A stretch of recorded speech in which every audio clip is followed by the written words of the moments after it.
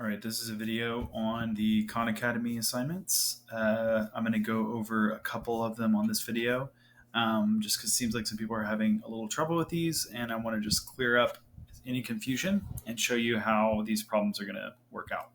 So for identifying transformations, we're just looking at what type of transformation these are, and we'll just talk real quick about what the different types are. A translation is when a figure has just been moved. So it hasn't been tilted or twisted or reflected or enlarged or shrunk at all. It's just been moved. So it's in the same basic orientation, but it's been shifted around. Rotation is going to be where it's been rotated around a certain point. So it might change its orientation, but you can see how it's been kind of turned. Reflection is going to be a situation where you can see that there is a place where you could kind of fold or put a mirror, and that would be a mirror image across that line. And then a dilation is any kind of shrinking or enlarging. So that will help, hopefully. So this is clearly an example of reflection, because, and I'm going to try my best to draw this line, but if this line were a mirror, or in a sense a fold, if I folded, these two figures would meet up on that. So that's kind of where that's coming from. So that's how we know that this one is a reflection. So let's choose reflection. Oops. And say check. Yeah, we got it right. All right. So let's keep going. See what other kinds of problems we see. Again, what single transformation? This one's pretty clear, hopefully.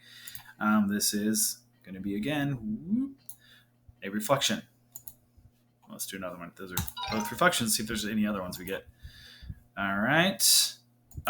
Okay. So in this one, it should be pretty clear that there's no reflection. There's no enlargement. It's the same size. It's in the same orientation. It's just been moved the same amount on each point. All of these points have been moved like this. So draw these arrows to show you. So this is an example of a translation. What else we got?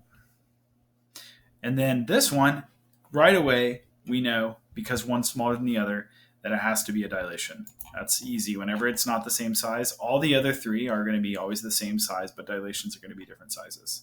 So that's pretty much it. And so let's see if I can find another one of our assignments. So it looks like the next one is going to be translate points. So I'll do this one as well here. All right. It says plot the image of point Q under a translation by 4 units to the right and 1 unit up. So literally it's telling you that you need to move this 4 units to the right and 1 unit up. So we take the point we already have, and that's at point Q. And we're going to go 4 units to the right, 1, 2, 3, 4, and 1 unit up.